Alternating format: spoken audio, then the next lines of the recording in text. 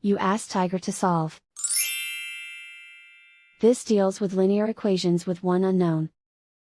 The final result is y equals 7. Let's solve it step by step. Group all constants on the right side of the equation. Subtract 12 from both sides. Group like terms. Simplify the arithmetic.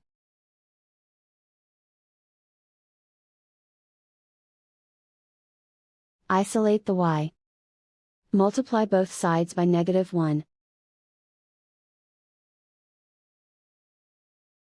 Remove the ones. Simplify the arithmetic. And so the final result is y equals 7.